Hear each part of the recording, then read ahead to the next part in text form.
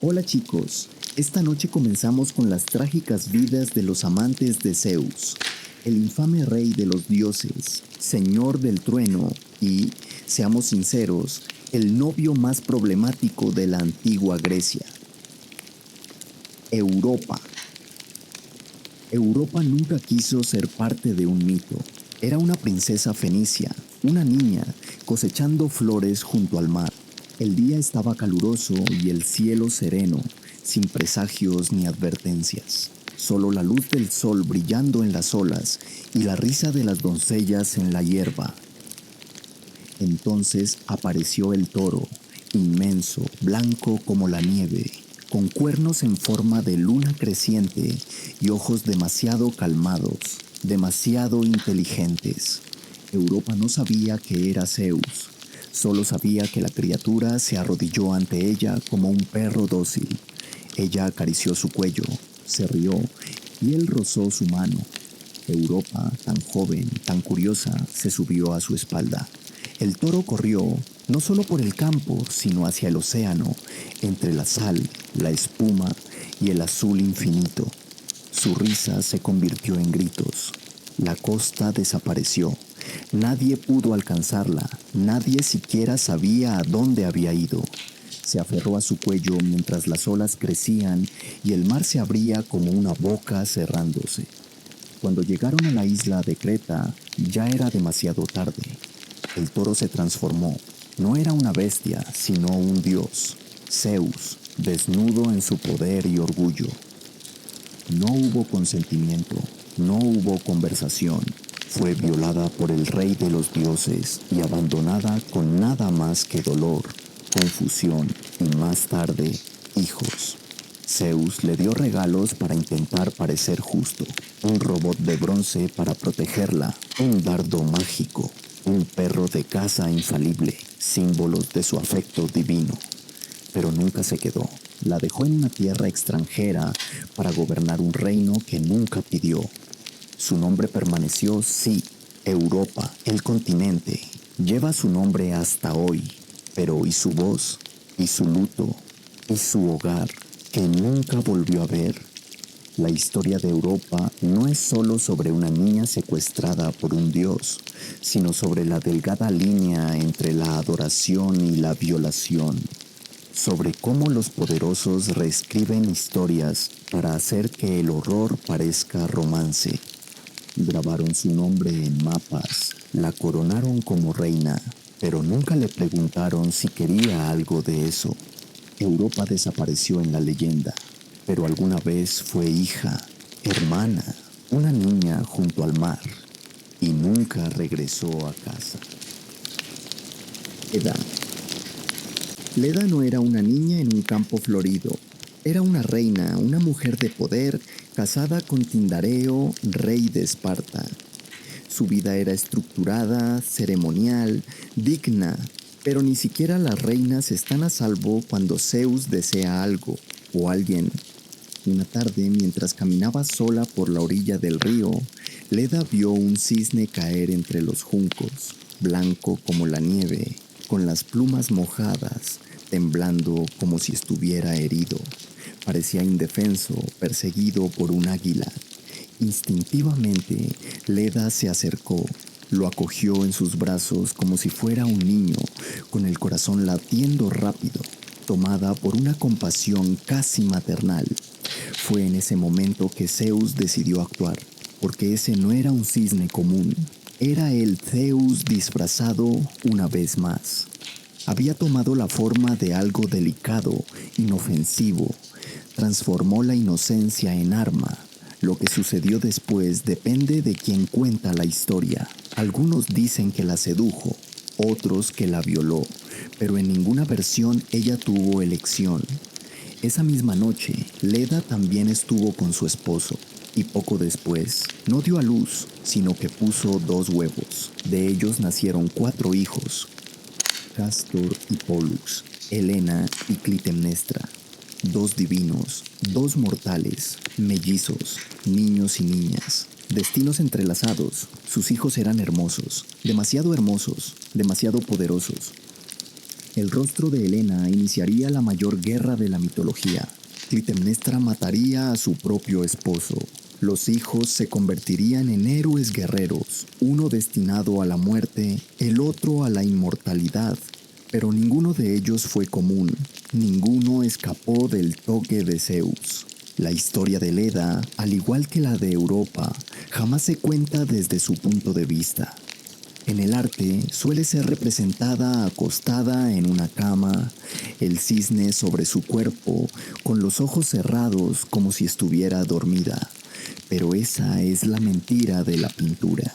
Lo que nunca se muestra es el miedo, la vergüenza, la confusión, el horror de ser tocada por un dios que finge ser algo frágil. Leda continuó siendo reina. Soportó, pero el legado de sus hijas estaría marcado por sangre, traición y culpa.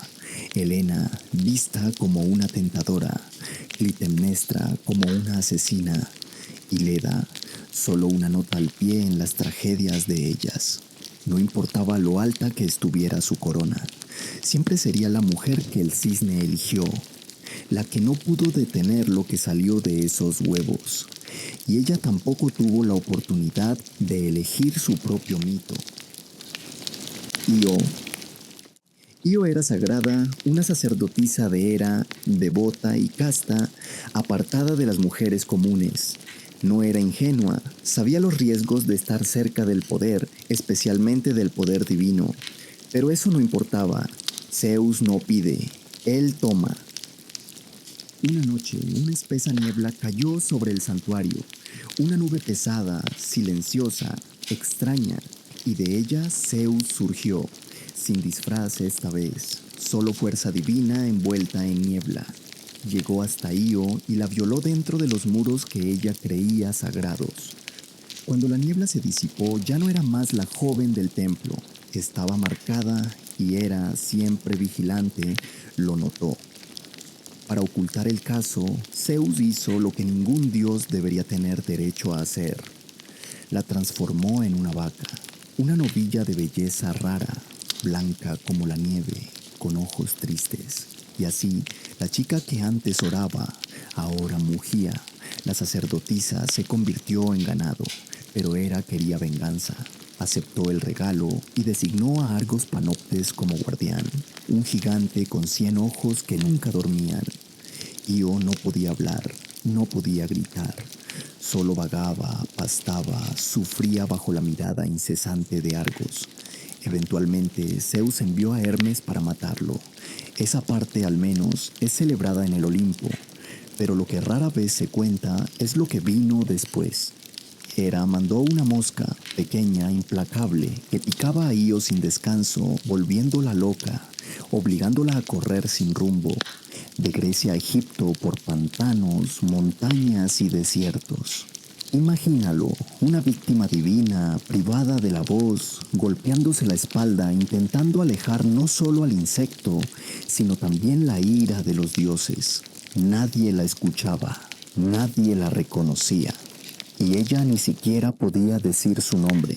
Por fin, Zeus le devolvió su forma humana. Dio a luz a un hijo, Epafos, y pasó a ser reverenciada en Egipto. Pero ese final feliz es solo el velo educado que cierra el mito. Y todo lo que perdió, su voz, su posición, su seguridad, su cuerpo, la confianza sagrada de la diosa a quien servía. La historia de Io se cuenta como una jornada sobre el nacimiento del Nilo, sobre el amor de Zeus. Pero detrás de todo está la historia de una chica transformada en algo que nunca fue, castigada por algo que nunca pidió. Y durante todo ese tiempo, nunca dejó de correr. Semele. Semele no era una princesa indefensa. Era orgullosa, inteligente y hermosa. Una noble tebana que llamó la atención del propio Zeus. Pero a diferencia de tantas otras, Zeus no la engañó, al menos no al principio. Él la cortejó abiertamente. Disfrazado de hombre mortal, susurró amor en sus oídos. Trajo tormentas en botellas, estrellas en promesas. Y ella creyó, Se encontraban en secreto, el dios y la mortal, y pronto ella estaba embarazada. Semele se atrevió a hacer lo que pocos mortales se atrevieron. Quiso ver la verdad, no la máscara, no la ilusión, quería honestidad. Pero los dioses son crueles, y Hera aún más cruel. Consumida por los celos, Hera se disfrazó de vieja y visitó a Semele. Plantó una única semilla venenosa. Si realmente te ama, ¿por qué no muestra quién realmente es? Funcionó. Semele, ahora en duda y sedienta de pruebas, hizo la petición fatal, que Zeus se revelara en toda su divinidad. Zeus dudó, suplicó que ella pidiera cualquier otra cosa, pero él había jurado, y los juramentos hechos sobre el río Estigia no pueden romperse. Entonces cumplió, y cuando reveló su forma verdadera, relámpago, fuego, llama celestial, Semele vio y murió en el mismo instante. Su cuerpo mortal, frágil y desprotegido, fue consumido, no por traición, sino por revelación. Ella confió en él, lo amó y murió por eso. Pero la historia no termina ahí. Dentro del cuerpo en llamas, el hijo aún vivía. Zeus se sumergió en el fuego, rescató el feto y lo coció en su propio muslo. Meses después, de un vientre imposible, nació Dionisio, el dios del vino, de la locura, del éxtasis y del rito. Semele se convirtió en mito, luego memoria, luego cenizas. Su nombre permaneció en un santuario, su hijo subió al Olimpo, pero su historia, una advertencia, una tragedia silenciosa. Dicen que fue demasiado audaz, que los mortales no deben pedir ver la verdad, pero todo lo que realmente quiso fue ser amada con honestidad, ser vista por aquel que decía adorarla, y por eso fue destruida. El amor, cuando se mezcla con el poder, quema, y Semele nunca tuvo la oportunidad de sobrevivir al fuego. Danae. Antes de que Zeus pusiera los ojos en Danae, su destino ya no había sido sellado por una profecía. Su padre, Acricio, rey de Argos, escuchó que el hijo de Danae lo mataría algún día. Aterrorizado por el futuro, hizo algo monstruoso en nombre de la prevención. Encerró a su propia hija en una cámara de bronce, subterránea, sin ventanas, sin salida. Danae era joven, real, totalmente sola. La prisión fue hecha para mantener a los hombres alejados, pero no podía mantener a los dioses fuera. Esta vez, Zeus no vino como toro ni como cisne, vino como una lluvia dorada. Sí, los antiguos poetas la llamaron así, un hilo de oro líquido que se deslizó por las grietas del pecho y cayó sobre su piel. Así fue como concibió a Perseo, sin advertencia, sin palabras, solo una invasión divina disfrazada de belleza. Cuando Acricio descubrió que había dado a luz, no preguntó cómo, no quiso saber lo que ella había soportado, solo vio una amenaza. Entonces Danae y su hijo recién nacido fueron colocados en un cofre de madera y lanzados al mar.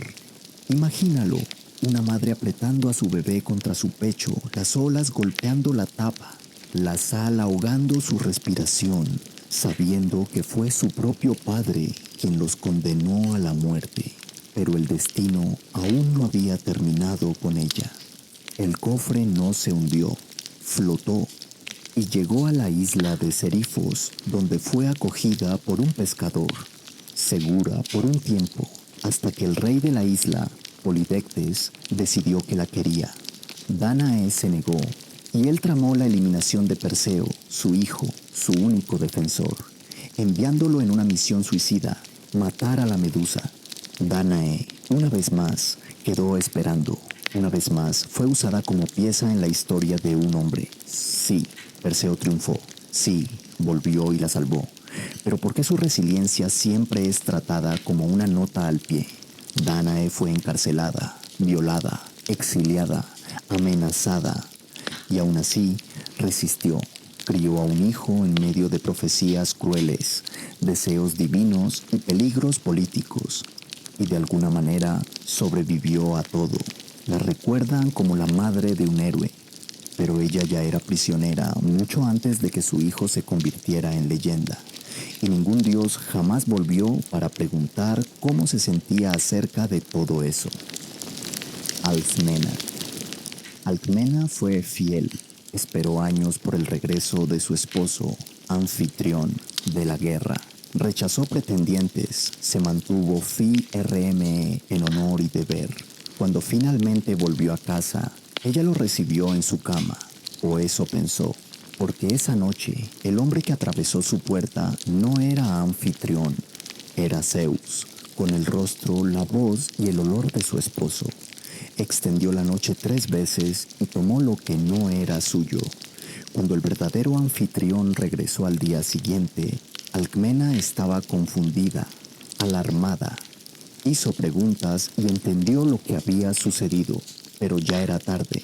Estaba embarazada. Dio a luz gemelos. Uno, Ificles, hijo de su esposo mortal. El otro, Heracles, hijo de Zeus. Hera, por supuesto, lo notó. Y aunque Alcmena fue la víctima, ella se convirtió en el objetivo. Hera envió 2 serpientes al verse para matar a los bebés. Ificles gritó, pero Heracles, aún recién nacido, estranguló a las serpientes con sus propias manos. Y eso fue solo el comienzo. Conforme Heracles crecía, también crecía el odio de Hera. Ella lo enloqueció, hizo que matara a su propia esposa e hijos. Y Alcmena, la madre que lo trajo al mundo, tuvo que presenciar todo. Su hijo, el hombre más fuerte del mundo, fue quebrado, maldecido, atormentado, por un crimen que ella nunca cometió. La vida de Alcmena fue consumida por los destrozos de un acto divino. No tuvo caso, no hizo elección, pero todos a su alrededor sufrieron. Calisto. Calisto era salvaje, no indomada como una bestia, sino libre como el viento, una de las compañeras más leales de Artemisa. Cazadora virgen por juramento, cambió la vida en los palacios por senderos en el bosque, flechas y hermandad. No usaba vestidos largos, no bordaba tapices, perseguía ciervos y aullaba a la luna. Pero ni los juramentos más sagrados significaban algo para Zeus. La vio en los bosques, sucia, feroz, riendo, intensamente viva, y decidió que debía poseerla. ¿Cómo acercarse a una mujer que servía a la diosa de la castidad? No vino como él mismo, eso sería demasiado honesto. En cambio, tomó la forma más perversa de todas. Se transformó en la propia Artemisa. Calisto vio a su diosa surgir entre los árboles. Confió en ese rostro familiar. Y cuando extendió la mano en reverencia, no fue Artemisa quien la tocó, fue Zeus. Algunas versiones dicen que ella luchó, otras que se congeló, pero ninguna dice que ella consintió. Después Calisto guardó el secreto, enterró la vergüenza. Meses pasaron, su barriga creció, sus hermanas lo notaron primero, después Artemisa, y el juicio llegó, rápido y cruel. Artemisa, fría como mármol, la expulsó. Fue expulsada como una traidora, no como una víctima. Calisto fue desterrada de la única vida que había elegido para sí misma. Su juramento fue destruido por una mentira que no podía explicar. Dio a luz sola a un hijo, Arcas, sin marido, sin apoyo, solo silencio. Y luego, como si el exilio no fuera castigo suficiente, Hera impuso otro castigo. Transformó a Calisto en un oso, una madre, una mujer, ahora una bestia. Años después, su hijo, ya adulto, ahora un cazador, se encontró con el oso en el bosque. Levantó la lanza, no sabía, ¿cómo podría saberlo? Y que en el instante en que el golpe caería, Zeus intervino, no para pedir disculpas, no para reparar nada, solo para evitar otra tragedia. Lanzó a los dos al cielo. Calisto se convirtió en Ursa Mayor, el gran oso. Arcas, Ursa Menor. Algunos dicen que fue un honor vivir entre las estrellas, pero no fue misericordia, fue evasión. Calisto nunca recuperó su forma. Su historia fue escrita en el cielo, pero nunca contada con su voz. Fue seguidora de Artemisa, sobrevivió a Zeus, fue madre, casi muerta. Metis. Metis no era mortal, era una titánide, diosa de la sabiduría, el pensamiento y la astucia profunda. A diferencia de tantas otras que Zeus deseó, no fue sorprendida en un campo ni en una habitación. Ella era su igual, su primera esposa.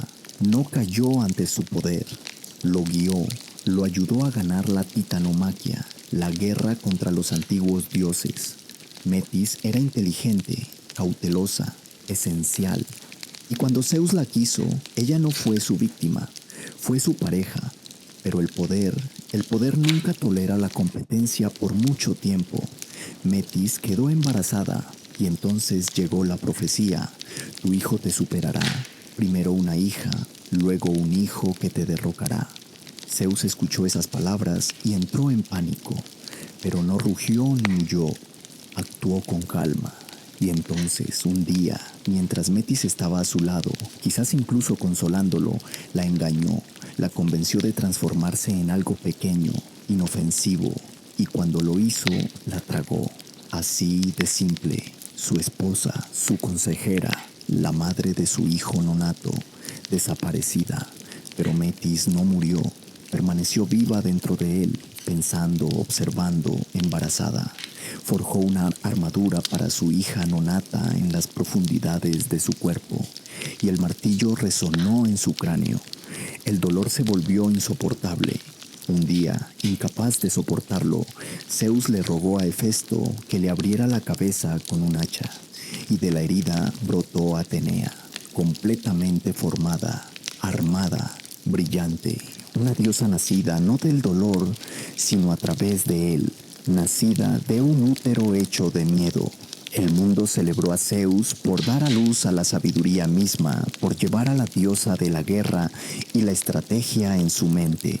Lo llamaron un milagro, pero nadie preguntó a dónde fue Metis. Ella no emergió, no fue agradecida, fue olvidada. La mujer que ayudó a dar forma al cosmos fue borrada por el mismo Dios que ayudó a construir. Su hija fue honrada, reverenciada, pero ella permaneció prisionera para siempre en su vientre, un fantasma bajo el Olimpo. Metis representa la crueldad final.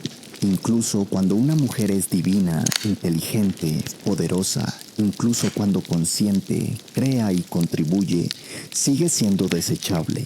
Ella era la mente detrás del trono y fue tragada para protegerlo, mucho antes de que pudieras hablar, antes de que pudieras llorar. Edipo ya estaba maldito. Su vida comenzó con un susurro de los dioses. No es un susurro de amor, sino advertencia. La sacerdotisa de Delfos, con humo en los pulmones y la locura en los ojos, le dijo al rey Layo de Tebas una profecía tan antinatural, tan vil, que el terror lo cruzó como una espada. Tu hijo te matará. Y él palidece. Bendición. Era una amenaza, un presagio de carne y hueso. Y cuando nació el bebé, curado, rosa, parpadeando en el techo de la guardería real, no se celebró. Layo tomó una decisión.